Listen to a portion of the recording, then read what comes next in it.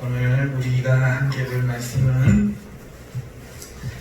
구약입니다. 역대하 34장,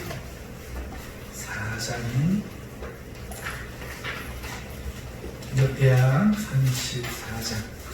제가 가진 성경 704페이지, 704페이지쯤에 있습니다. 703페이지신 분들 있을 테고, 오늘 역대하 1절에서부터 33절까지가 본문입니다. 본문인데 길어서 우리가 다 읽지 못하고 1절에서부터 2절까지만 보십시다. 1절에서 2절, 어차피 우리가 다 읽을 거니까 2절까지만 보십니다. 다 같이 읽겠습니다. 요시아가 왕위에 오를 때에 나이가 8세라 예루살렘에서 31년 동안 다스리며 여호와 보시기에 정직하게 행하여 그의 조상 다윗의 길로 걸으며 좌우로 치우치지 아니하고. 아멘. 오늘 설교의 제목은 헌금하는 은혜입니다. 헌금하는 은혜. 제가 평신도 때 참 싫어했던 설교가 뭔가 하니까 그 헌금 설교 이제 싫었던 것 같아요. 가만히 돌아보면은 부흥회 때마다 목사님들이 오셔서 그 헌금을 이제 말씀하셨는데 그때마다 은혜가 됐어요. 한 번도 은혜가 되지 않은 적이 없어요. 너무 싫어. 너무 은혜가 되니까 없는데도 할 수밖에 없어요. 하나님한테 우리 부흥 목사님들은 제발 좀 헌금 설교 좀 안 했으면 좋겠다 싶은데 오늘 것도 해도 어떡하노. 내가 소원할 사람 하면 또 소원하고 그렇게 했던 기억이 납니다. 여러분도 그런 기억이 있으시죠? 좋은 기억만 있는 게 아니라 상처받으신 기억들도 좀 있다 하더라고요. 그리고 보통 어떤 교회에서는 헌금에 대해서 지나친 강요를 하거나 그래서 성도들이 많이 힘들다는 이야기를 제가 개인적으로 많이 들었습니다.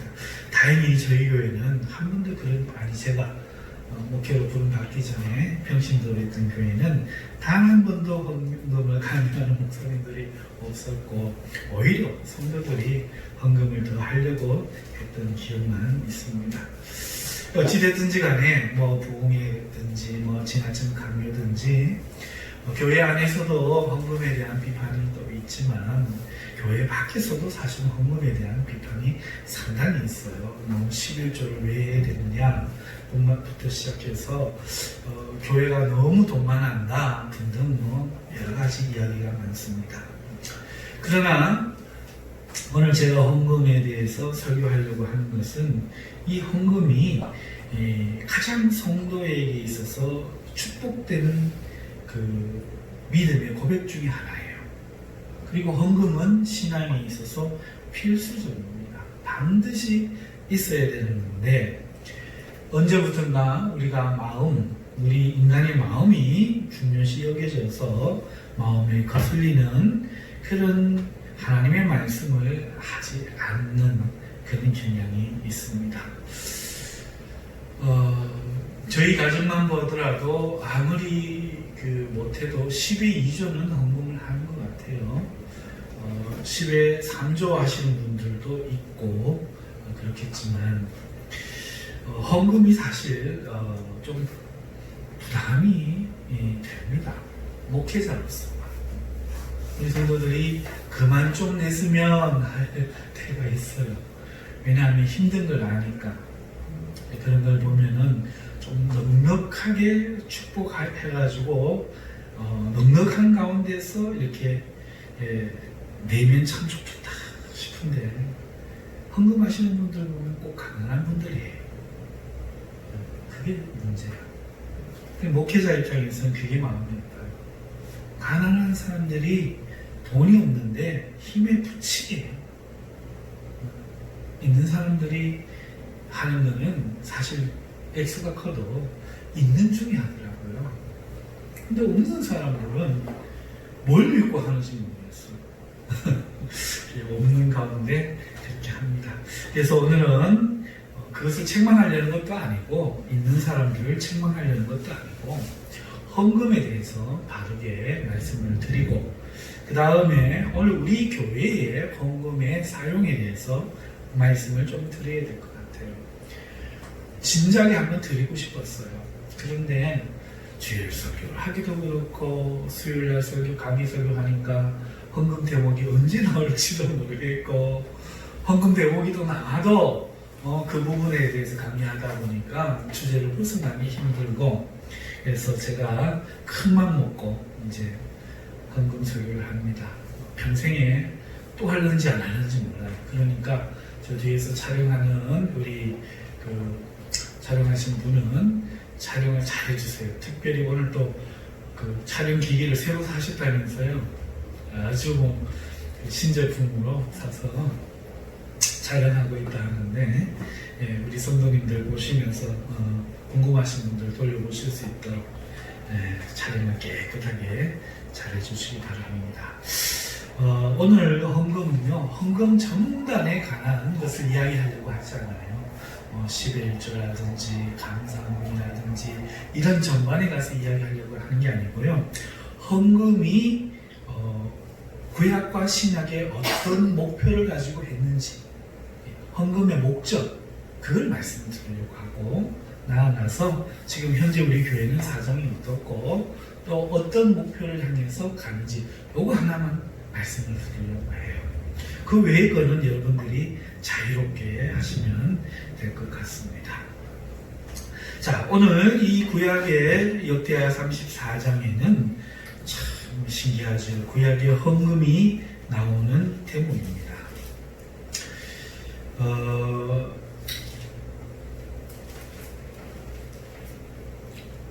10절에 보면은 9절과 10절에 보면 그 헌금이 나와요. 여러분 우리 9절 10절과 같이 한번 읽어볼까요? 그들이 대제사장 hil기야에게 나아가 전에 하나님의 전에 헌금한 돈을 그에게 주니 이 돈은 문을 지키는 레위 사람들이 므낫세와 에브라임과 남아있는 모든 이스라엘 사람과 온 유다와 베냐민과 예루살렘 주민들에게서 얻은 것이다. 그 돈을 여호와의 전 공사를 감독하는 자들의 손에 넘기니 그들이 여호와의 전에 있는 일꾼들에게 주어 그 전을 수리하게 하되. 이 짧은 구절에는 구약에도 헌금이 있었다 하는 것과 그 헌금이 어떻게 쓰여졌는가, 헌금의 목적이 잘 드러나고 있습니다.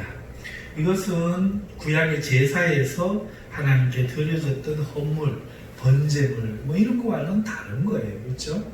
분명히 그거와는 다릅니다. 동전으로서 하나님 앞에 돈으로서 화폐로서 드린 것에 대한 기록입니다. 구약 이스라엘 왕들 중에 아주 하나님 앞에 칭찬을 받는 왕이 있었습니다. 그 왕들 중에 한 사람이 오늘 본문에 읽은 요시아입니다. 요시아는 나이가 8세의 왕이 되었어요. 나이가 8세의 왕이 됩니다.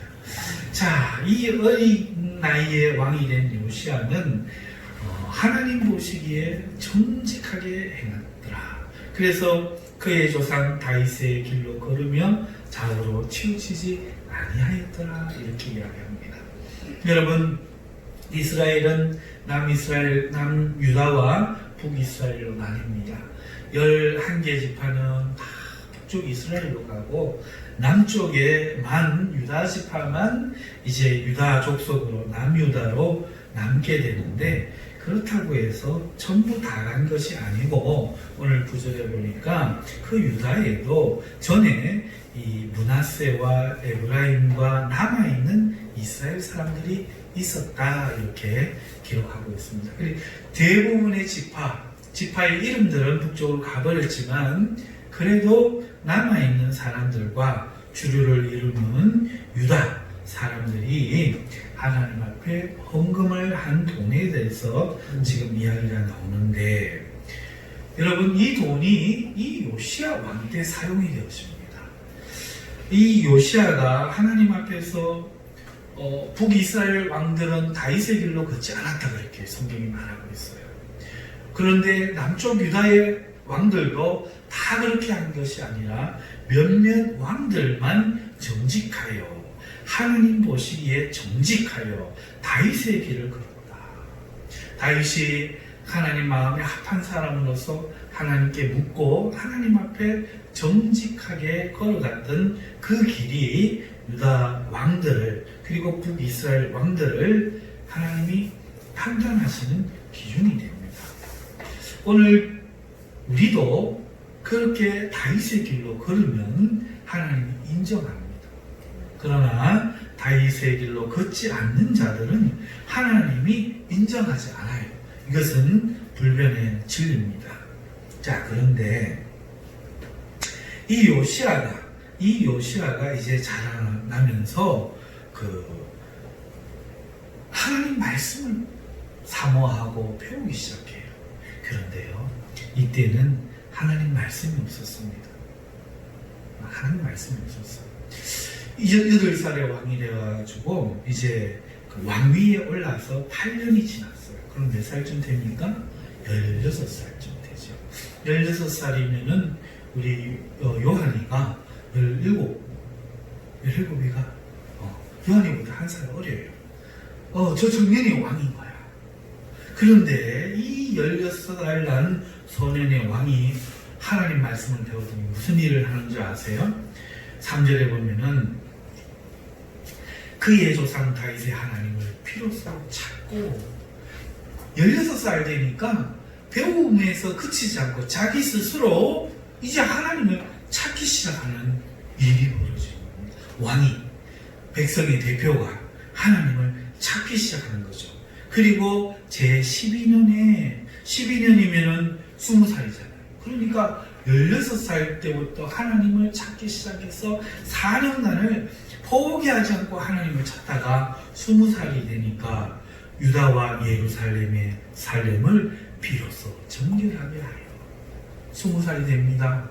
온 나라가 하나님의 백성이라고 하면서 우상을 섬기는 죄에 빠져 있는데 겨우 20살에 이스라엘과 예루살렘을, 유다와 예루살렘을 정결하게 하기 시작합니다. 그래가지고 상당들과 아세라 목상들과 아로 생긴 우상들과 부어 만든 우상들을 제거하여 버리매. 이게 보통 일이 아니에요. 이게 굉장히 구조적이고, 그렇게 온 국민이 행하던 것들을 왕 홀로 나서서 이거 하나님 앞에 죄악이다, 이것을 없애라, 20살짜리가 명령하기가 얼마나 무서운지 아십니까? 왕이라도 신하들이 얼마든지 모반해서 죽일 수 있었고, 8살에 왕이 된, 좀 우스개 이야기를 하면은 코찔찔하게 다 모르고 살았어. 이 컸다고 말이야.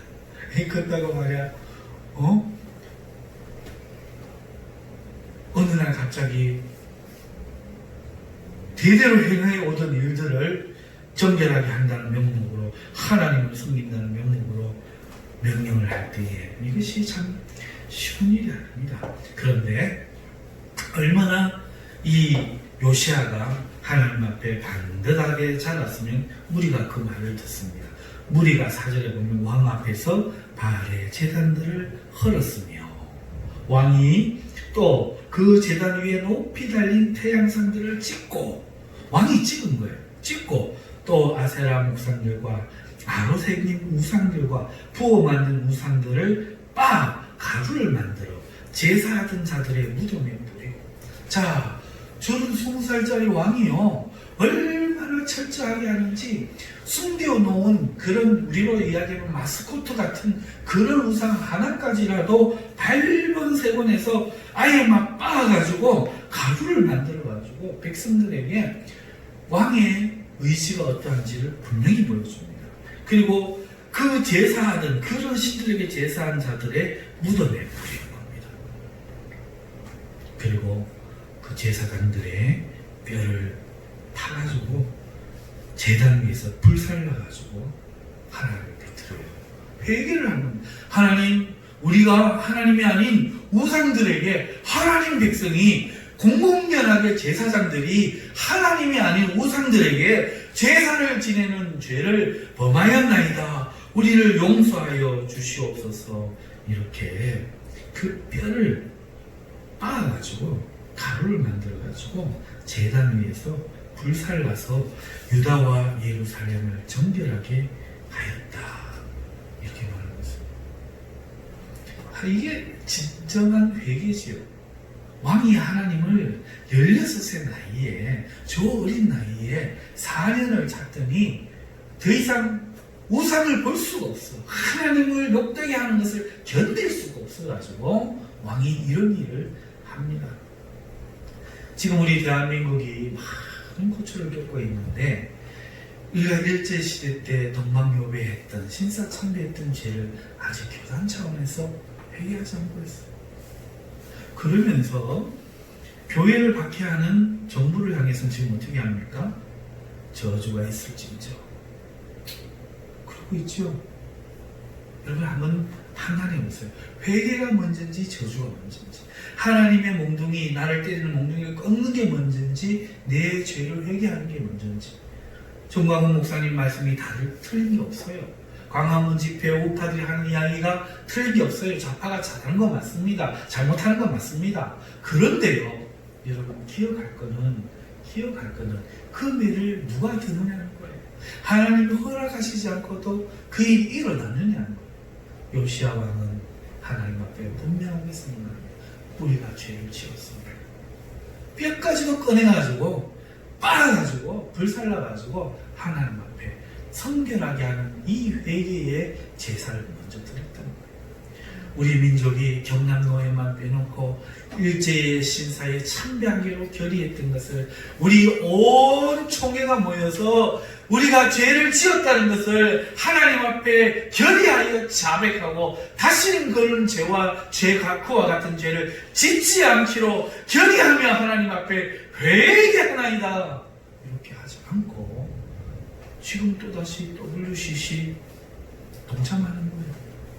구원의 길이 우리 교회 말고도, 예수 그리스도 말고도 또 있다. 하나님께로는 여러 길로 다다를 수 있다. 이래가지고 또 죄를 짓는 거예요. 하나님이 돌아가셨어요? 세계 2차 대전 후에 이렇게 경제가 성장한 나라가 우리나라 말고 또 있어요? 없어요. 여러분 보세요. 세계 역사를 보세요. 하나님이 하나님을 믿는 사람들을 모시고 이렇게 축복하여 주셨건만, 오늘 우리는 그 죄를 회개하지 않고 또 우상을 섬기고 우상을 인정하는 죄를 짓고 이 교회에 마음문신을 들여옵니다. 어떻게 된 게 성도들이 통장에 돈이 없으면 일을 못해. 교회 건축합시다 하면 예 하고 안 나가. 뭐 봅니까? 통장에 돈이 있느냐? 마음문신이 있어야 돼. 믿음이라는 건 없어. 믿음으로 일을 하는 게 아니라 돈을 보고, 계획을 보고, 조직을 보고 그렇게 나아가는 거예요. 살아계신 하나님을 믿는 믿음이 아니에요. 그래서 믿지 않는 제 동서가 그런 이야기를 하더라고요. 교회가 결국은 그래도 돈 가는 거 아니가? 제가 동서하고 말다툼할 수 없어서 말을 하지 않았습니다. 나는 이 현실이에요. 사랑하는 성도 여러분, 떡이 없어서 죽습니까? 하나님 말씀이 없어서 죽습니다. 그런데 내가 40일을 굶주리면 떡이 필요합니까? 하나님 말씀이 필요합니까? 그 시험에 아무도 통과를 못했기 때문에 예수님이 그 시험을 통과하신 거잖아요. 오늘 우리가 돈이 없어서 못합니까? 하나님을 믿는 믿음이 없어서 못합니다. 요시야 왕은 그 죄를 회개한 거예요. 오늘 우리가 하나님 앞에 정말 회개해야 될 건 뭐냐? 우리의 우상 숭배, 교회의 이 만몬신, 하나님과 더불어 재물을 겸하여 숨기는 우리의 이 물질을 숨기는 물질을 탐하는 이 죄를 회개해야 되는 것이요. 헌금은요, 이 회개의 선상에 있어요. 놀랍게도. 헌금은 이 회개의 선상에 있는 겁니다.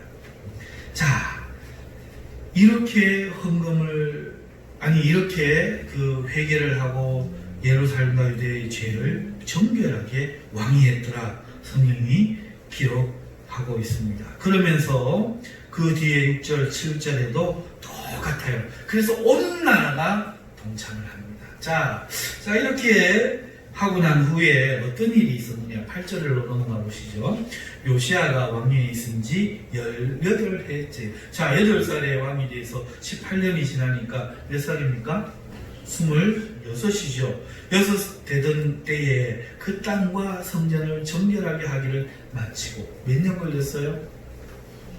20살부터 28에 마쳤으니까 예?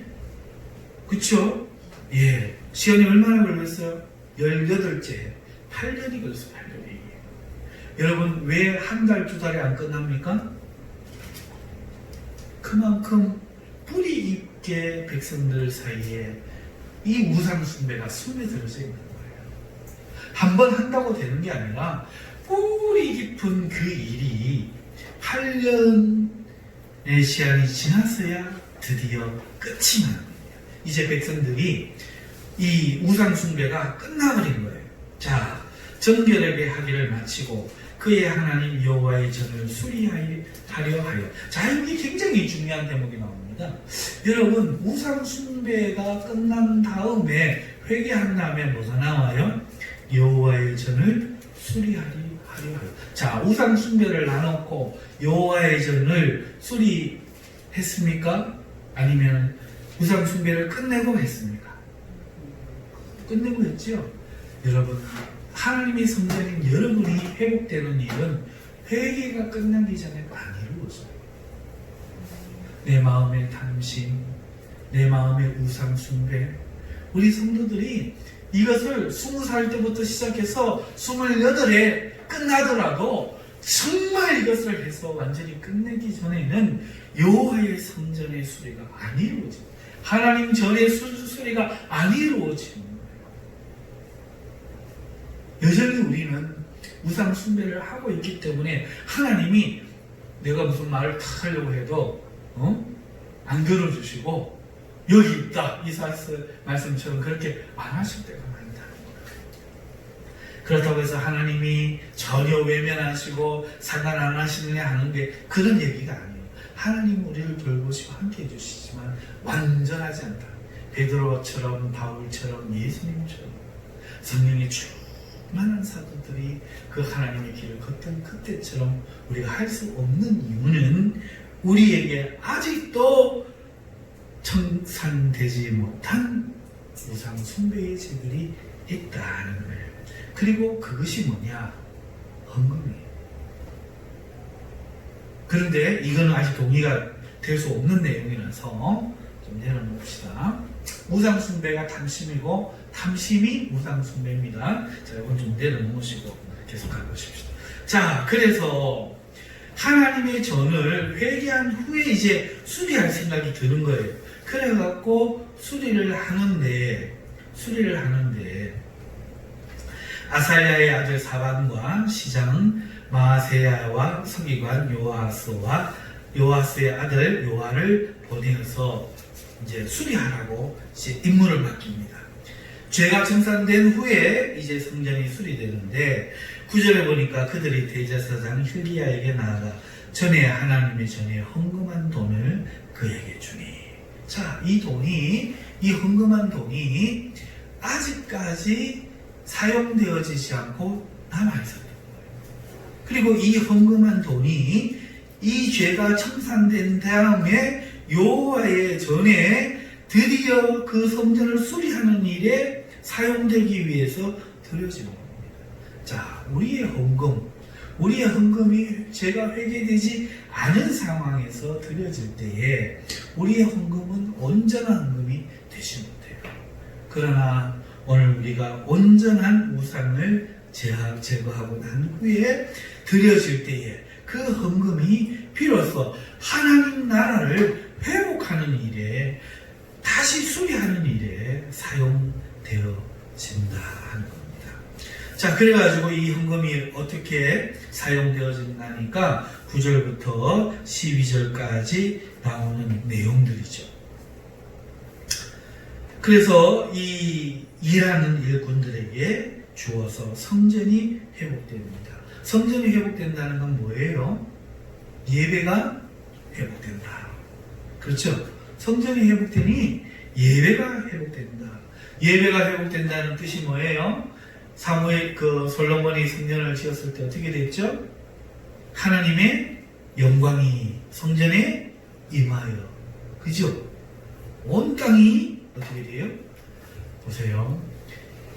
회개가 되어야 영적으로 성전이 수리되어지고, 성전이 수리되어야 예배가 회복되고, 예배가 회복되어야 비로소 하나님의 임재가 우리 가운데 이루어진다. 이 진리를 말씀하면서 여기에 사용되어진 게 뭐예요? 두 가지. 회개와 헌금. 회개와 헌금. 자, 유다왕 요시와 아주 성문이라고 말하는 다윗의 길을 갔다라고 말하는 그 요시아가 하나님을 찾기 시작하고, 여기서부터 시작이죠. 하나님을 찾기 시작하고 이 우상을 다 제하여 버리는 결단을 내리고, 어찌 생각하면 왕으로서 끝날 수도 있는데, 제거될 수도 있는데, 여기에 이익을 바라보던 자들이 몇 명이었겠어요. 지금 만약에 우리나라 대통령이 정의를 행합시다, 우리 이러면 안 됩니다, 집 두 채 있는 사람들 다 내놓으시고 부정부패한 사람들 지금 다 찾아내겠습니다 하면, 그를 지지하던 사람들이 이 대통령을 그냥 두겠어요? 어찌면 살해할지도 모르죠. 홀로 마음먹는다고 되는 게 아니에요. 그런데 이 요시야 왕은 그런 위험을 무릅쓰고 그 제사장들, 이 우상숭배 때문에 돈을 벌어먹던 그 많은 제사장들을 물리치고 죽은 자의 뼈도 찾아내면서 갈아가지고 하나님 앞에 헌신하게 하기를, 회개하게 하기를 8년을 합니다. 8년의 싸움이에요. 어마어마한 싸움입니다. 목숨 건 싸움입니다. 자, 이 회개가 된 후에 드디어 하나님을 바르게 예배하는 일이 시작하는데, 무엇부터 시작됩니까? 그때부터 이 헌금이 사용되어집니다.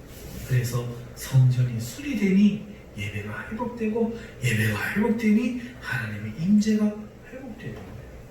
이 헌금, 회개, 이것이 연장선으로 가는 거예요. 우상숭배, 회개, 헌금, 하나님의 임재, 성도의 회개, 이게 연장선상에 있는 헌금은 이렇게 중요한 일이다 하는 것을 역대하 34장이 보여주고 있는 것이죠. 그래서 사랑하는 성도 여러분, 제가 헌금에 대한 말씀을 오늘 이 본문의 말씀 가지고 시작되는 이유입니다. 그럴 뿐만 아니라 이것이 구약의 헌금에 대한 어떤 그 본질, 이거를 딱 드러내서 보여주는 거예요. 우리의 신앙과 헌금이 무슨 관계가 있는지를 보여주는 거예요. 자, 그럴 뿐만 아니라 참된 신앙과 부흥의 시작은 바로 이 헌금이 우리에게 준다는 것을 이 구약 성경이 이야기하지만, 예수님도 마태복음 6장 19절에서 24절에 이와 같이 이야기합니다.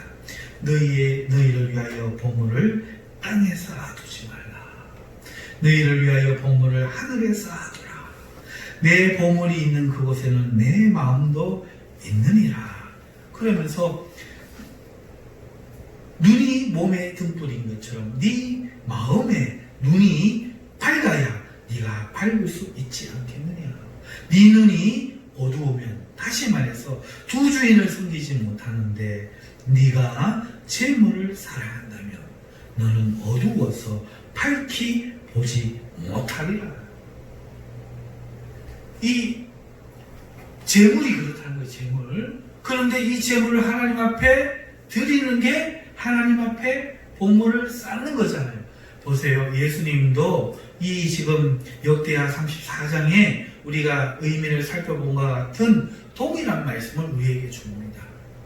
오늘 우리 삶의 우상 척결, 우상 숭배 타파가 결국 뭐냐? 바로 이거라는 거예요. 저는 여기에 좀 본질적인 해석을 섞어서 여러분들을 이야기합니다. 여러분 나갈 때 은과 금은 나에게 없어도 우리에게 주신 예수 그리스도의 이름은 있노라 하고 오늘 삶이 떳떳하고 당당하고 힘차다면 여러분은 하나님 나라의 온전한 백성입니다. 그런데 오늘 주머니에 돈이 없어. 내일 길거리에 앉을 입장이야. 그렇다고 해서 내게 왜 이런 일이? 나는 무자라고 하나님 살아계신 거 맞는가? 이런다면 여러분 아직도 하나님 나라에서 뭡니다. 이걸 분명히 말씀드려요. 분명히 말씀드려요. 여러분의 어깨가 펴지는 것이, 여러분의 마음이 평안한 것이 주머니 지갑에 돈이라면 여러분은 아직도 하나님을 사랑하지 못하는 두 주인을 섬기는 자로서 이를 이보다 더 사랑하거나 이를 이보다 더 사랑하는 자입니다. 그런데 예수님의 말씀을 볼 때 하나님과 재물을 겸하여 숨기지 못한다 하시는 말씀을 볼 때 그런 사람은 말로는 하나님을 섬기나 실제로는 돈을 섬기는 자다. 이게 헌금에 대한 제 정의입니다. 뭐 감사헌금 해야 돼요? 안 해야 돼요? 물으면요, 저는요, 전에 한번 말씀드렸죠. 무슨 상관? 안 해도 돼요.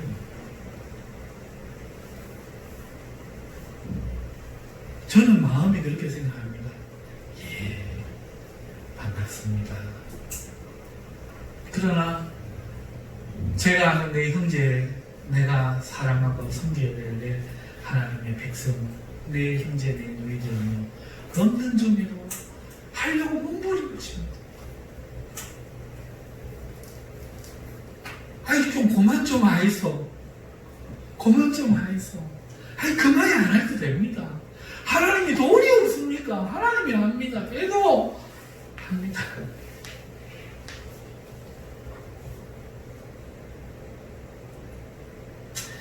모르겠어요. 이 의미가 어떤지 모르지만 여러분 여기 지금 받쳐가 보이시죠? 우리 교회에 나오시진 않지만 어떤 분이 이 화분을 하고 싶어서 화분을 했는데 앞에 화분은 제가 잘 못 키워서 죽어버렸어요. 마음의 상처가 될 만한데 여러분 화분이 상당히 좀 비싸죠? 또 이렇게 해갖고 보내셨어요. 하고 싶은 거겠죠? 정말 하고 싶은 거겠죠? 그렇게 믿고 싶습니다. 사랑하는 성도 여러분, 하고 싶어요. 부흥사님들이 하는 거 알아도 말씀을 듣니 은혜 같아. 이 속는 건 줄 알아도 또 해. 할 수밖에 없어. 어떻게 그 은혜와 그 사랑을 생각하니 교회 일을 하겠다는데 어떻게 안 할 수가 있냐는 거죠.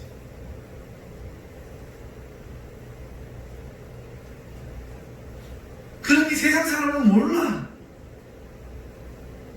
어떤 사람은 지금 11조가 폐하해졌다고 이야기하고 어떤 사람은 교회에 헌금의 명목이 너무 많다고 말하고요. 어떤 사람은 너무나 과하게 헌금을 거둔다고 말하고요.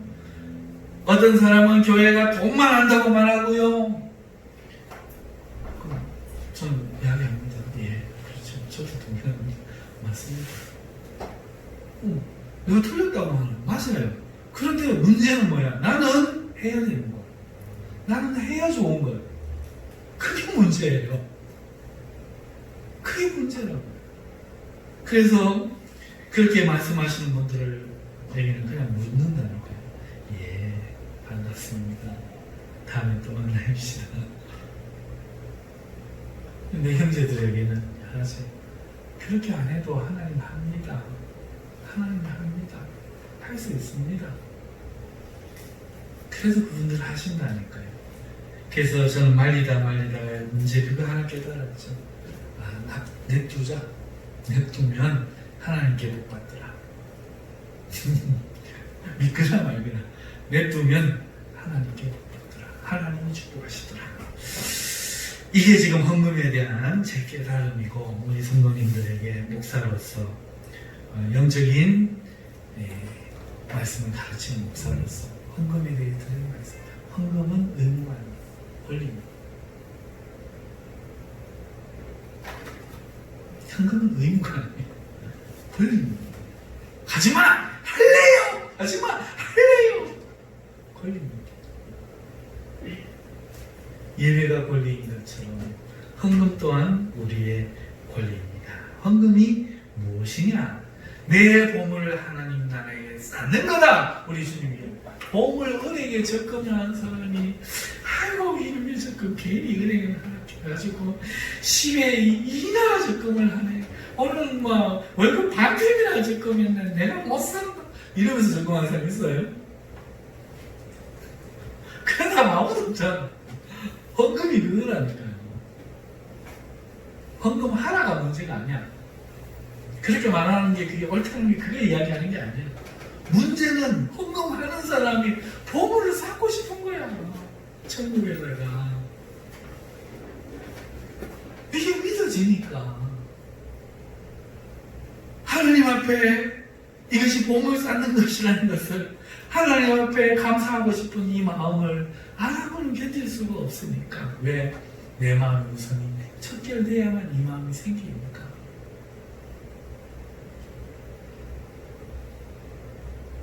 그런 거 많잖아요, 성경에. 엘리야가 사렙과 가보에 의해서 묵고 죽으려고 하는 거 내노력하잖아. 하나님 은혜는 거기부터 시작하거든. 그러니까 제가 이야기하는 거예요. 이게 해결되지 않고는 신앙이 없어.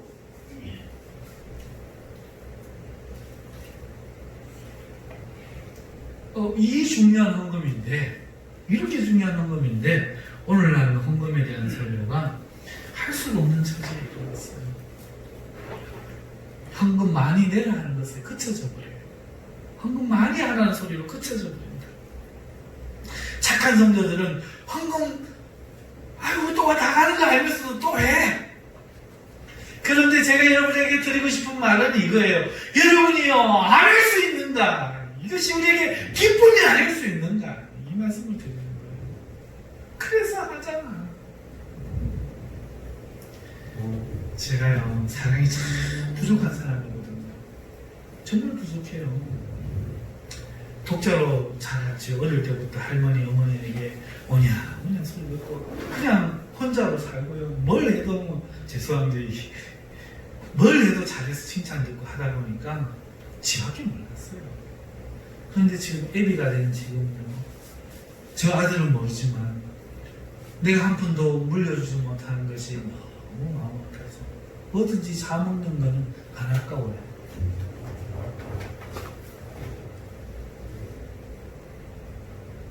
이런 마음이 들더라고요. 이게 의무가 아니야. 제 아들 한 개 더 가지고 내 발자야. 이러지 않는다. 이러지 않아요. 심지어요, 저는요. 요즘요, 제가 좋아하던 닭다리요. 우리 교회에 음식을 시키자면 사모님 계시고, 또 우리 전사님 계시고, 그 전에 저 있고, 닭을 시키잖아요. 닭다리 아무도 안 먹어요. 내 거예요, 내 거. 싸워본 적도 없어. 옛날부터 닭다리는 그냥 내 거였어요. 저 닭다리밖에 안 먹어요. 닭을 딴 데도 또 안 먹어요. 그런 데 있잖아요. 우리 요한이 영설교니까 닭다리를 잘해주고 있는 나를 봐요. 야, 니 이거 먹어. 꼬매 힘이래요. 그거 좋아요. 이게 내가 아닌데. 네, 이상하다. 사랑하는 성도 여러분, 헌금이 그거예요. 우리 하나님 앞에 안 할 수 없는 거예요.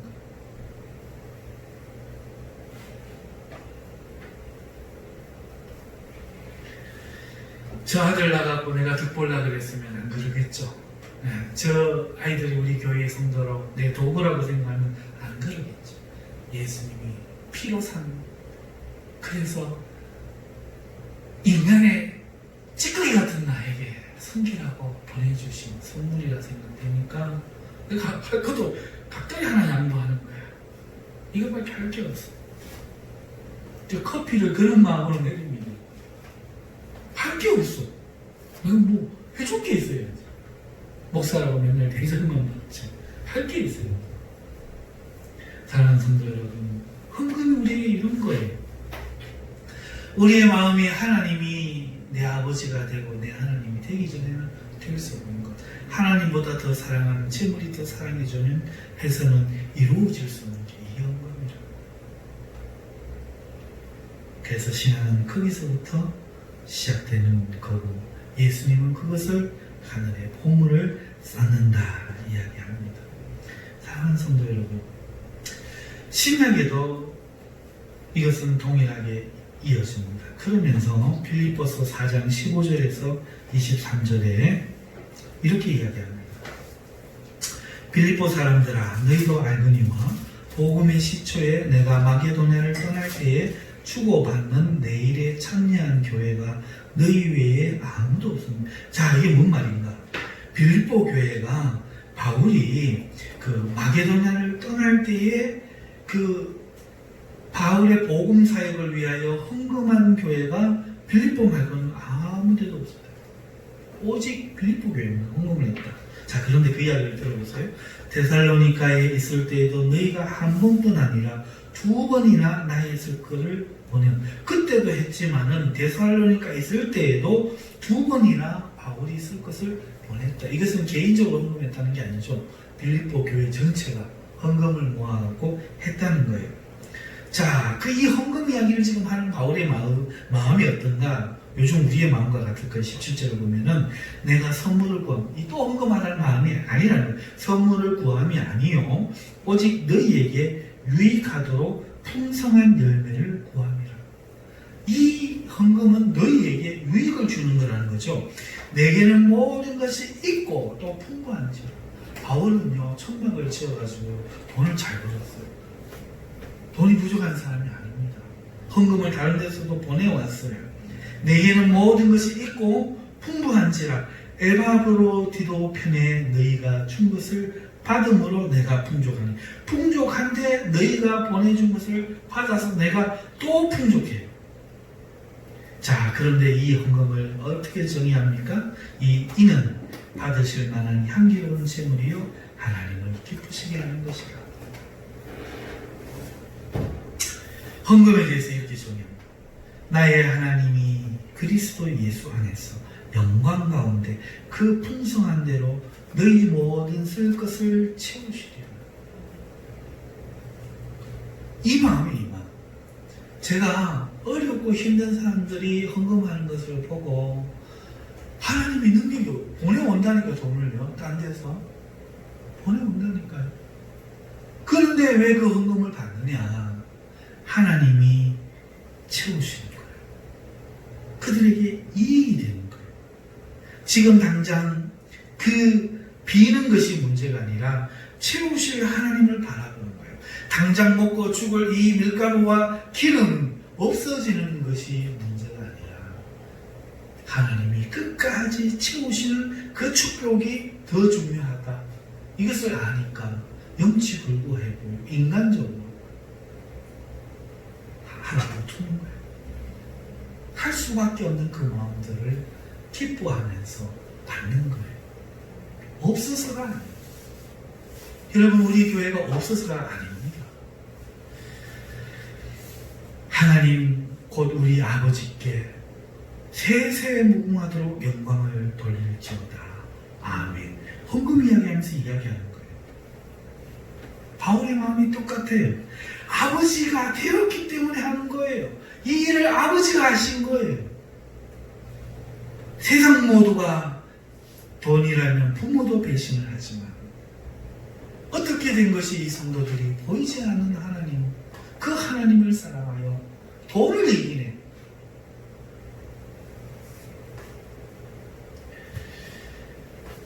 자, 주 예수 그리스도의 은혜가 너희 심령에 있을지어다. 은혜가 어디로 기결되는가 보세요. 자, 여러분, 그러면서 이것은 너희가 나에게 동참한 것이라 이렇게 정의하고 있습니다. 헌금을 통해서.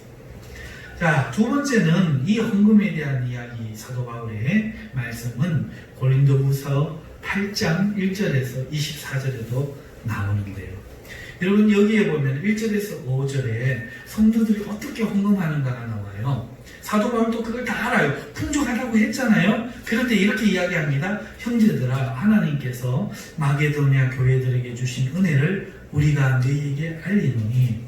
마게도냐 교회들에게 주신 은혜요, 하나님이 마게도냐를 떠나올 때라고 이야기했는데 그 마게도냐에게 은혜를 하나님 주셨다는 거예요. 환난의 많은 시간 가운데서 그들의 넘치는 기쁨과 극심한 가난이, 자 보십시오. 지금 마게도냐의 상편이 김편이 어떤가? 환난이 많은 거예요. 많은 시간이 예수님 못 믿게 로마의 그 발밑에서 여러분 그 우상 숭배의 현장에서 예수님을 주여라고 부르는 그 사람들의 그 환난이, 그 시련이 얼마나 많았겠어요. 잡혀서 죽임을 당하는 그들이 얼마나 가난했겠어요. 환난의 많은 시련 가운데서 그들의 넘치는 기쁨, 무슨 기쁨이냐? 그리스도로 말미암아 구원받은 기쁨과 극심한 가난이 같이 있는 거예요. 그런데 그 극심한 가난과 넘치는 기쁨이 그들의 풍성한 연보를 넘치도록 하게 합니다. 이 사람들이 연보를 넘치도록 했다. 내가 증언하노니 그들이 힘대로 할 뿐 아니라 힘에 지나도록 자원하여 이 은혜와 성도 섬기는 일에 참여함에 대하여 우리에게 우리가 제발 참여하게 해주세요. 우리가 제발 연보하게 해주세요. 하는데 집이 둘째인 사람이 지금 한 채 팔아갖고 와도 참 힘든 선택했다 할 텐데 새빵 살면서 새빵 빼는 거야. 거리로 나와 앉아서 남의 집 처마 밑에 들어가 살면서 그걸 연보했다, 그 얘기예요. 지금 환난에 많은 시련, 적은 시련 아니고 많은 시련 나오는데, 그런데 그러다 보니까 극심한 가난이 있는데 넘치는 기쁨으로 그들의 풍성한 연보를 넘치도록 그 기쁨이 할 수밖에 없잖아. 막는다. 가운데 극심한 가난을 겪고 오늘 막 새끼를 못 먹는데 어떻게 된 게 그 기쁨이 풍성한 연보를 힘에 지나도록 하지 않을 수 없도록 만들어가지고 제발 헌금하게 해주세요. 이야기하고 있더라고요. 바울이 그 헌금을 지금 받고 있는 거예요. 울고 있는 거지. 울고 있는 거예요. 울고. 우리가 자꾸 초대교회로 돌아가자, 사도행전적인 교회로 돌아가자. 성령을 주옵소서, 불을 주시옵소서, 내려주시옵소서, 우리가 자꾸 이야기하십니다. 오늘 우리의 마음에 대해서 생각하세요. 자, 여러분 보십시오. 이 설교를 들으면은 저 목사는 딸을 둘 중에 하나예요. 재물을 버리든지 하나님을 버리든지. 적어도 내가 막 수십억을 내 자리 밑에 두어도 내가 장막 가운데 거하든지. 돈 없는 사람처럼 사는 거예요. 그렇다고 그 돈을 아무에게나 막 퍼주고 아무나 막 선심 쓰고 그러는 얘기가 아니에요. 하나님 나라에서 없는 사람처럼 살아야 된다. 반대로 돈이 없는 아무리 가난한 우리 교회 교인일지라도 당당하게 교회로 와가지고 당당하게 하나님 앞에 헌금을 기쁨으로, 적은 돈이지만 부끄러워하지 말고 헌금하시고 무슨 일을 할 때 믿음으로 합시다. 만약에 장로님 되신 분이 돈도 없는 사람이 지금 헌금도 못할 끼면서 교회 성전 건축하자고 이야기한다. 당장 면직시킬 겁니다. 미리 공부합니다. 신앙이 없는 자예요.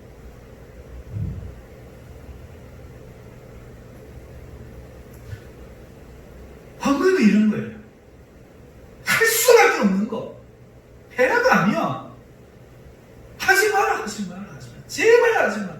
너가 밥이나 먹고 살아라. 그런데 뭐라고 기쁨, 넘치는 기쁨 때문에 그 심한 가난 가운데서도 연보를 넘치도록 하기. 내가 증언하는, 다시 한번 내가 증거하는데, 내가 증언하는데 그들이 힘대로 할 뿐만, 있는 힘껏만 끌어모할 뿐은 끌어 힘에 넘치도록 자원하여 이 은혜와 성도 섬기는 일에 참여하여 대하여 우리에게 간절히 간구하니 구하게 해달라. 우리가 바라던 것뿐 아니라 그들이 먼저 자신을 주께 드리고 또 하나님의 뜻을 따라 우리에게 주었더라. 먼저 자기를 하나님께 드리고 그리고 우리에게 그 헌금을 주었더라. 여러분, 헌금에 대해서 누가 알량한 설교를 합니까? 헌금 받으면 하면 하나님 채워주신다고 누가 알량한 설교합니까?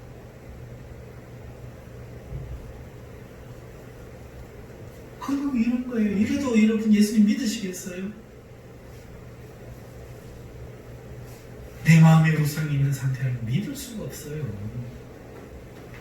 그러나 하나님을 진정 사랑하고 나면, 받은 바 은혜를 진정 깨닫고 나면 가장 먼저 해야 되는 것이 성전을 다시, 하나님의 몸된 성전을, 하나님의 이 영의 성전을 다시 건축하기 위해서, 다시 수리하기 위해서는 가장 먼저 해야 되는 것이 이 돈에 대한 회개라는 거예요.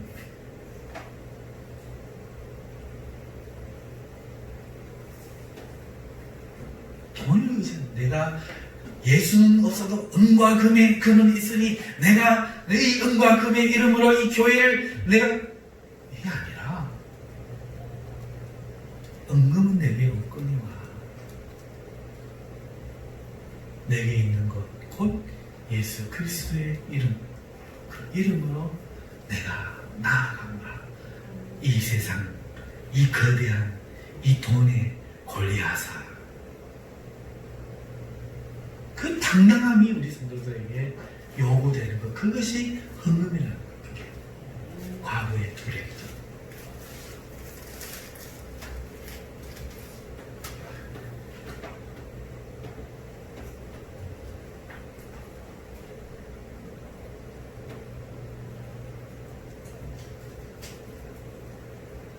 뿐만 아니라 고린도후서 8장 7절에서 8절에 보면은 이렇게 말합니다. 오직 너희는 믿음과 말과 지식과 모든 간절함과 우리를 사랑하는 이 모든 일에 풍성한 것 같이 이 은혜에도 풍성하게 할지니라. 내가 명령으로 하는 말이 아니요 오직 다른 이들의 간절함을 가지고 너희의 사랑에 진실함을 증명하고자 함이니라. 고린도 교회를 향해서는, 고린도 교회는 무역의 도시, 항구의 도시입니다. 물자가 풍부하게 들어오는 부자 도시를 향해서 마게도니아 이야기하면서 이야기를 합니다.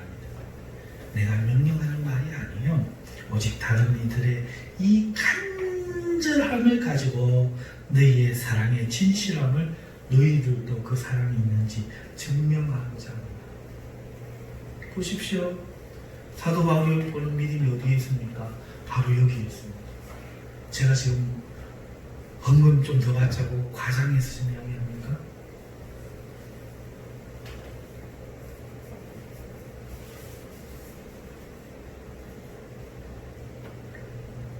헌금이 여기까지만이면, 우리의 모습까지만이면 말을 안 해요. 사도 바울은 그렇게 이야기하지 않습니다.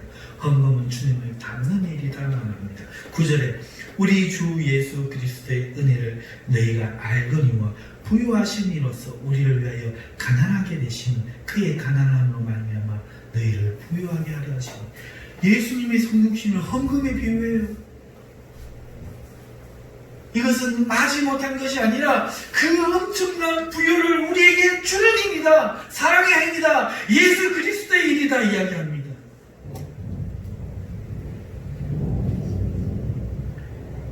그리고 그것이 어떻게 되는 일인가 13절에서 15절로 이렇게 이야기합니다. 이는 다른 사람들은 평안하게 하고, 그러니까 돈이 있는 고린도 교회가 헌금을 막 지나치게 막 바울 사도가 알아켜가 막 에이씨 하면서 막 집도 팔고 막 해가, 아니 정말대로 저 빌빌 놀고 있는데 우리 보고 집 다 팔으라 하면 걔가 파하고 다른 사람들은 평안하게 하고 너희는 공고하게 하려는 것이 아니요 균등하게 하려 하는 거예요. 이상한 이야기가 지금 나와요. 여기서 공산주의가 탄생합니다. 뺏겨가는 거예요. 사랑과 성령으로만 할 수 있는 일을 제대로 뺏겨가는 게 공산주의입니다. 여러분, 고린도 교회 헌금 이야기 하니까 있는 사람들이 또 봐라 헌금 또 이야기한다 이렇게 이야기합니다. 근데 사도 바울 눈에는 그 고린도 교회가 은사주의에 빠져갖고 아직 입에 담지도 못할 그런 죄가 아직도 그 교회에 있고 내가 가면 판단하겠는데 그런데 현금조차도 이루고 있는 거야. 누가 자기 어머니 계모와 범죄하지 않아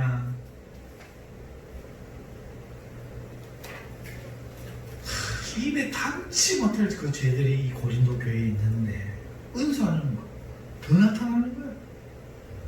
막 방언은 막 개나 소나 다 해. 그래가지고 지금 바울이 이야기하는 거예요. 누구 모습 안 봐라. 누구 모습 안 봐.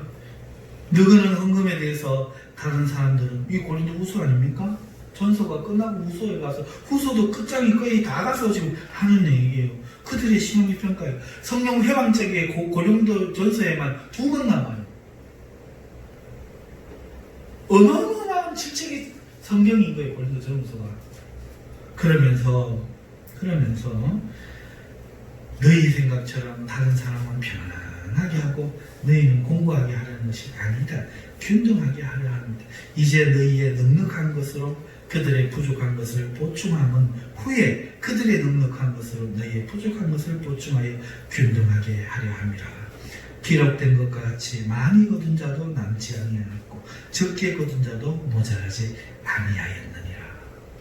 여러분, 이게 우리 교회가 헌금에 대한 목표입니다.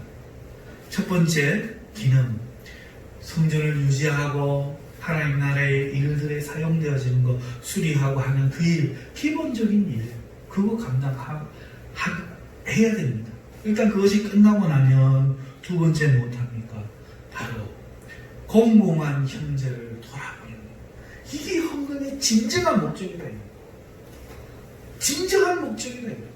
자, 해가지고 목사님 월급이 뭐 300만에 넘고 400만 됐는데도 800만 올려주십니다. 1000만 올려주십니다. 2000만 받고 3000만 더. 이게 신앙인 줄 압니까? 거기에 더해서 에쿠스 아파트 몇 채? 이게 신앙인 줄 아세요? 아니요. 헌금은 성전 짓는 것도 아니고 목사님 그렇게 해외에 보내주는 것도 아니고 그 헌금은 바로 공공한 성도들에게 나의 부여를 나누어주는 그런 거다.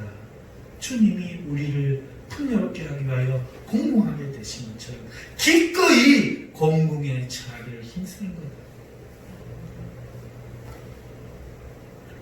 자, 보세요. 이러면은요, 교회가요, 남이면 이럴 수가 없어. 그러니까 그때 당시의 교회는요, 아무나 못 들어와. 예수님 믿는다고 말하면 잡혀 죽는 시대에 누가 예수님 믿는다고 말하겠어요. 자, 그러니까 가짜 신앙이 없어. 그래서 진짜 신앙만 받아야 돼. 진짜 신앙이 들어오고 난 후에는 이들이 내 형제요, 내 자매요. 우리가 주를 믿기 위하여 집도 버리고 모두 버리고 버려나가야 잘했도다. 내가 살아서 100배나 받으리라. 내 부모와 내 형제와 내 자매를 100배나 받으리라. 이게 뭔 말입니까? 이 하나님의 진짜 형제를 준다는 얘기 아닙니까? 이 진짜 형제라는 거예요. 우리의 이제 가족은, 영적인 가족은 바로 이 교회 공동체였던 거예요. 이걸 이단들이 앞서가지고 막 하니까 이제 진짜 교회는 우리는 남대하듯이 살지만 이게 잘못된 거예요. 이게 잘못된 거야. 이제 진짜 우리의 혈육은 주님의 십자가의 그 자궁에서 그 주님의 피로 태어나고 물로 태어난 우리가 가족인 거예요. 그래서 형제를 사랑하지 않으면 악한 자예요. 형제를 사랑하니 더욱게 하라, 다시게 하라, 배부르게 하라. 그냥 보내서는 안 되는 거예요. 이게 우리 교회의 목표입니다. 그것이 하나님 기뻐하시는 것. 그래서 하는 게 헌금이라는 거예요. 자, 헌금의 본질이 무엇인지 앞에 살펴보았고, 기뻐서 할 수밖에 없는 것. 그게 본질이고, 헌금의 목적이 무엇인지 살펴보았습니다. 자, 그런데 이 헌금이 비방밖에 이 마귀는 만들고 있어요. 20절에 이것을 조심하면 우리가 맡은 이 헌금이죠. 이 거액의 연보에 대하여 아무도 우리를 비방하지 못하게 하려 함이니. 자, 이제 세상이 우리를 비방하는 것, 교회 안에서 아이고 헌금하는 거 어지간히도 간다. 교회 안에서 하는 것 바로 2000년 전 동일하게 사도 바울이 개척했던 그 교회에서도 있어왔던 거예요. 비방받게 하는 사람들이 있었던 바로 그게 헌금이라는 거예요. 오늘 우리의 헌금은 이렇게 비방하고 있습니다. 헌금하라는 소리를 못해요. 그런데 한번 물어봅시다. 헌금하라 하는 게 맞습니까? 헌금하지 말라 하는 게 맞습니까? 하지 말라 하는 게 맞잖아.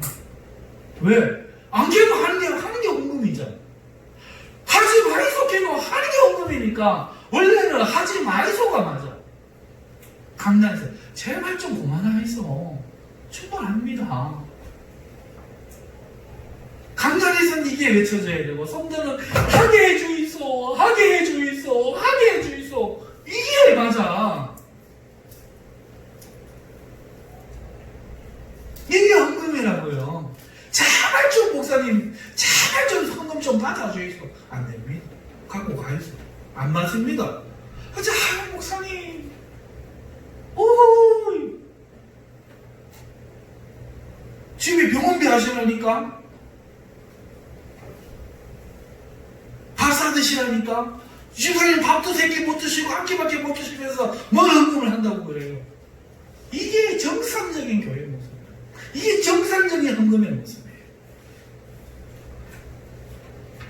왜 우리가 그러지 못하고 교회는 어떻게 하든지 설교 잘해갖고 헌금 좀 못 줄까 싶어가 눈이 빨개가 있고, 성도는 어떻게 하든지 헌금 좀 안 낼까 싶어가 눈이 빨개가 있고, 손마귀 새끼들. 사랑하는 성도 여러분, 우리가 회개해야 되지 않겠습니까? 제가 신학교 왔을 때 우리 교회를 누가 지었어요? 하나님 주셨죠. 그거 빼고 말합시다. 누가 개척했어요? 내가 개척했어. 우리 집 팔아갖고 여기도 묻어가고, 벌어갖고 들어가고, 뭐 해갖고 들어가고, 간장, 고추장, 뭐 피아노, 뭐 전부 내 거 아닌 거 어딨어요? 처음에 다 들어가지. 우리 전사님 마찬가지고. 자, 이제 제가 나갈 때 본전 찾아가야 되죠. 본전 생각나야 되죠. 하나님 나락하면 못 갑니다. 왜 교회를 개척했는데 나락하십니까? 그래야 되죠. 그게 싸움입니다. 딴 데 이사 가면은 그거 또 개척해야 되니까 팔아가야 되잖아요. 우리 동기들 다 그래. 제가 안 그런 동기들 있어서는 모르겠는데 내가 들어서는 다 그래. 하나님이 헌금했잖아. 그럼 가라 하면 또 가야지. 가서 또 개척해야지. 다른 데 부임시키면 또 가야죠. 성도가 목사님 여기는 목사님 응급비로 적금 넣은 응급비다 받아가이소 하면 그건 또 몰라. 그건 또 아이고 이 어려운 교회 아직 부임자가 와서 자리도 못 잡는데 나무의 소리도 우리는 삽니다. 이게 정상인데 와갖고 1년밖에 안 되는 권사님 카드에 좀 갖다 나와있어요.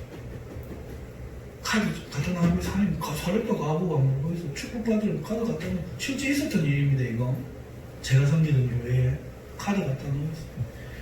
가갖고 끊고 그 사람이 뭐 안 줍니까? 좀 있어 뭐 있어 다시 한번 끊고 그래갖고 장로님 화가 나가 목사님 나가 있어. 그러니까 3억? 상 내놔 있어. 여러분, 이게 지금 뭡니까?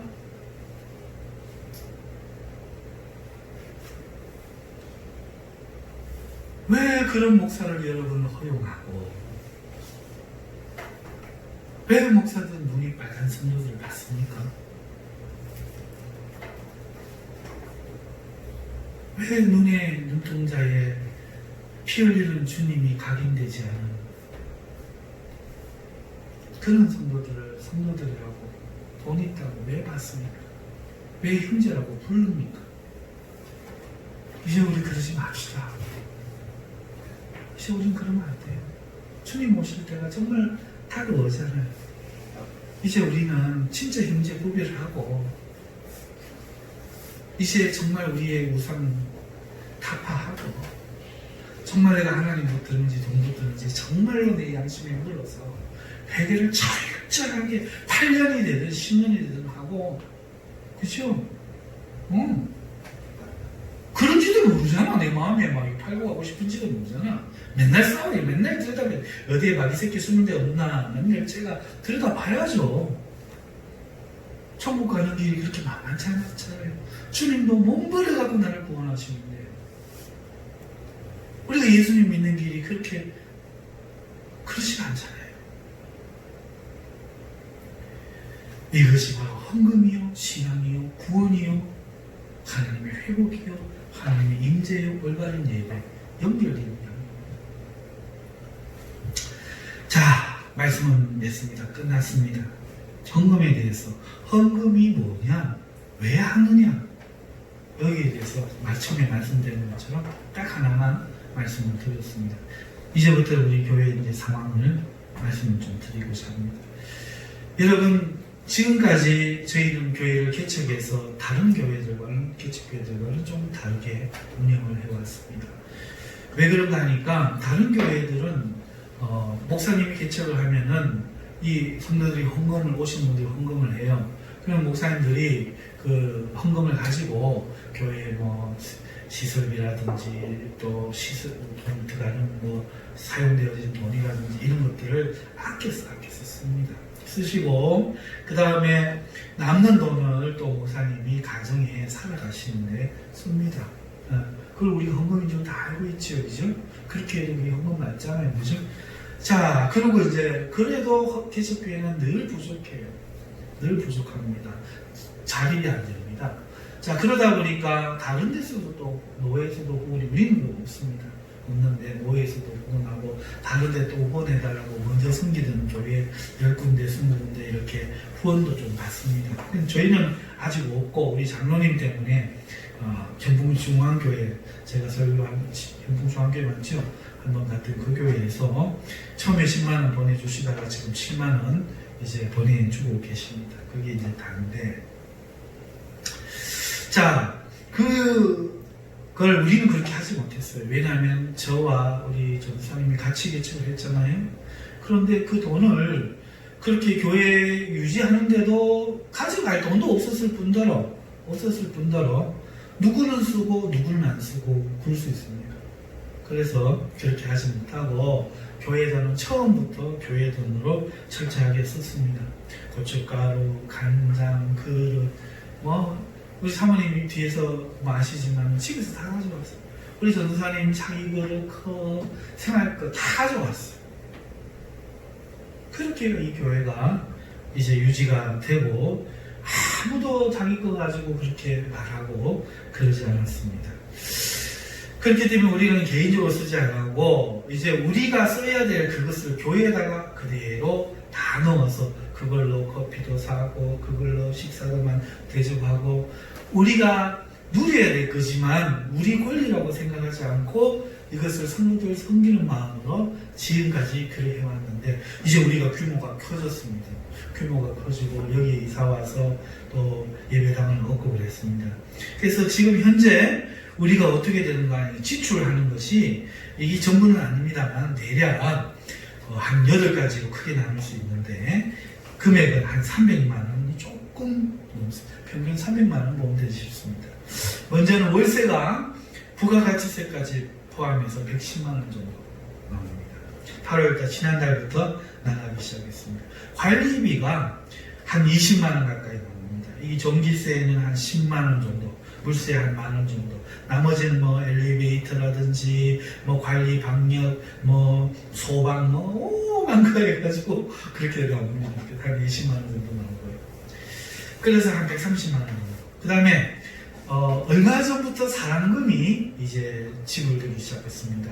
우리 교육자가 3명인데 우리 그 이영일 목사님이 한사코 안 받으신다고 지지난주부터 하셔가지고 오늘은 저와 전사님 두 사람 15만원씩 30만원 그렇게 해서 160만원 나갑니다. 130만원에 30만원 더해서. 자, 그런데 우리 교회가 그 목회자를 길러내는 그런 비전을 제가 가지고 있기 때문에 전사님이 학자금 대출해서 공부를 하셨어요. 또 저도 신대원 학자금 대출해서 공부를 했는데 그 돈이 한 달에 한 50만원 정도 정부에 빠져나갑니다. 그래서 210만원. 그리고 제가 목사가 될 때에 이 그 연금, 목회자 연금을 총회에 들지 않으면 안 된다고 해서 112만 3,500원 들고 있고요. 그 다음에 렌탈비가 한 달에 한 20만 정도 나가요. 우리 재직회의 할 때 하는 거 지금 하는 거예요. 정수기, 인터넷, 전화, 공기청정기, 그리고 교회 필수 보험 뭐 이런 것들을 이제 한 20만 원 정도 들고 있습니다. 나가고 있습니다. 그렇게 해서 242만 3,500원 정도. 그 다음에 제가 차 기름 타고 다니고 또 우리 전사님이 한 번씩 기름 넣고 기름값이 한 24만 원 정도 좀 이렇게 더 들 수도 있는데 그렇게 잡았습니다. 그리고 생활비를 한 40만 원 들어갑니다. 이거 쌀값, 그 다음에 지금은 양념 같은 거 우리가 장을 도와서 사거든요.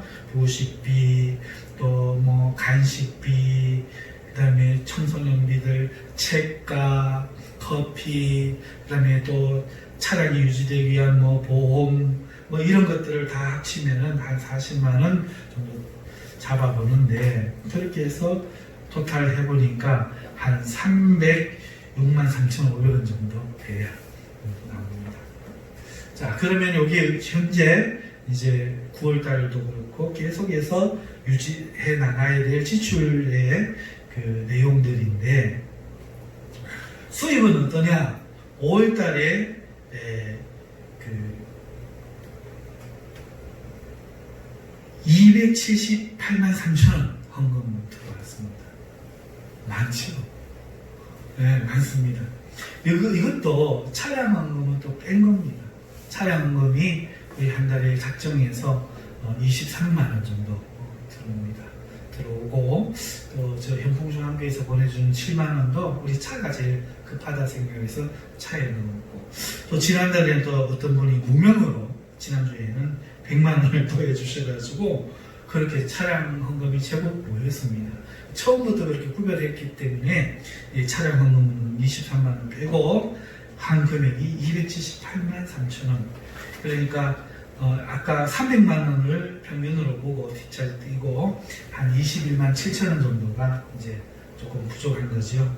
6월달에는 253만 4,615원. 그러니까 46만 5천원 정도가 조금 부족했습니다. 7월달에는 264만 6,500원의 현금이 들어왔는데 한 35만 3,500원이 부족한 셈이죠. 자, 그런데 5월, 6월, 7월에는 아까 앞에 이야기한 것처럼 110만 원이 안 나왔어요. 그죠? 그러니까 반대로 어떻게 되죠? 남았죠. 남았습니다. 한 번도 부족한 적이 없습니다. 여러분들에게 이야기합니다. 단 한 번도 부족한 적이 없습니다. 부족한 적이 없어요. 그래서 오히려 점심을 먹어도 뭘 해도 우리는 좋은 것으로 하고 넉넉하게 하려고 애를 많이 쓰고 그렇게 했습니다. 그런데 이제 9월달부터 8월 지난달부터 이제 우리가 월세가 나가는데 그래서 이제 이 부족한 부분에 대해서 하나님이 채워주실 것을 저는 믿습니다. 돈이 없어서 이 말을 하는 게 아니라 아까 사도 바울이 이야기한 것과 같은 동일한 선상에서 이야기합니다. 먼저 우리가 해야 되지 않겠는가. 그래서 약간의 그 헌금을 하기로 이미 여기 오신 분들이 우리 소년 둘만 빼고는, 세 명 빼고는 다 재직들이네요. 그죠? 거의 대부분 다 오셨는데, 그래서 9월부터 8월부터 할까 하다가 늦어진 김에 9월부터 한 달이라도 하지 마시라고. 사실 우리는 돈이 부족한 적이 없었기 때문에. 그러니까 평균 한 40만 원에서 50만 원 정도 부족하다고 보겠네요. 그러면은 남는 것 없이 이제 지금처럼 그렇게 이 정도는 하면서 우리가 할 수 있겠다 싶습니다. 그래서 9월부터 작정을 하셔서 조금씩이라도 하나님 앞에 드리는 마음으로, 보물을 천국에 쌓는 마음으로 헌금을 하시면 참으로 감사하겠다, 이 말씀을 첫 번째 드리고, 두 번째 드리고 싶은 말은 이겁니다. 오늘 이것이 끝이 아니라 결국은 우리 교회에 하나님이 더 많은 성도들을 보내주실 터인데, 여러분들이 재직인데 여러분들이 이걸 지켜야 돼요.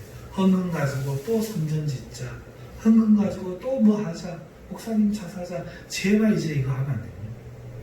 우리의 목표가 뭐라고요? 가족 공동체, 우리의 부여를 나누어서 진짜 신앙을 고백하는 진짜 성도들을 돌보는 것. 돈이 필요해서 이 교회 가면은 이른다더라, 그 소리 듣고 오는 사람들 말고요. 정말로 없는데도 받기를 뭘 받아요. 내가 헌금해야 돼요. 30돈 꼭 해서 가지고 내가 가지고 헌금하게 해주세요 하는 그런 분들 말이에요. 가짜 과부 말고 진짜 과부. 그런 사람들 보험도 넣어주고, 지금은 시대가 그러니까 병원에 가서 고치면 되잖아요. 보험도 넣어주고, 의료보험도 들어주고. 정말 자식이 없으면 모르겠는데 자식이 웬수야. 자식이 있으니까 나라에서 도움도 못 받는데 자식도 안 돌봐. 이런 사람 많아요. 그런 사람들, 우리 살만한 사람들 말고, 그래도 내 밥 벌어먹고 그래도 내 힘으로 산다, 이런 사람들 말고 정말로 힘들고 어려운 사람들 도와주는 거. 우리 형제는 우리가 책임지는 거. 그게 우리 교회의 목표입니다. 너무 멀리 저 미국, 필리핀 멀리 가지 말고 우리 옆 교회 한 1km, 2km 반경에 우리와 교단이 다를지라도 정말로 힘들게 목회하시는 그런 교회들에게 다음은 10만 원이라도 우리가 조금씩이라도 함께 할 수 있는 그런 꿈을 꾸고 있습니다. 아이고, 언젠가 한번 해야 될 설교. 오늘 뿌리를 뽑아가지고 한번 했습니다. 또 묻고 싶으신 분은 유튜브 찾아서 들으시고, 제 헌금 설교는 그만했으면 좋겠습니다. 사랑하는 성도 여러분, 어떤 사람은 헌금 설교하면 은혜 안 된다. 그런데 저는 헌금 설교 부흥사절 때 틀을 때마다 은혜 받아요. 여러분도 그랬으면 좋겠어요. 그래서 헌금 설교는 좀 안 했으면 좋겠어요. 왜? 할까봐. 그저 말하면 그랬더니 해? 누군가가 그것도 해? 없는 것도 이 아는데 없는 사람이 하더라. 사랑하는 성도 여러분, 헌금은 외모가 아니고 권리이고, 헌금은 주의 살아가는 형제들을 내 부요를 나누면서 예수님처럼 풍요롭게 하고 싶은 사랑의 마음입니다. 자, 이게 한국교회 회복되기를 우리는 기도합시다. 오늘 우리에게 회복되기를 기도합시다. 우리 마음에 아직도 마음문심이 있지는 않은지, 아직도 내가 주님보다 더 살아가는 게 남아있지는 않은지, 우리 찬송 한 장 부르고 우리 하나님 앞에 한번 기도해 보십시다.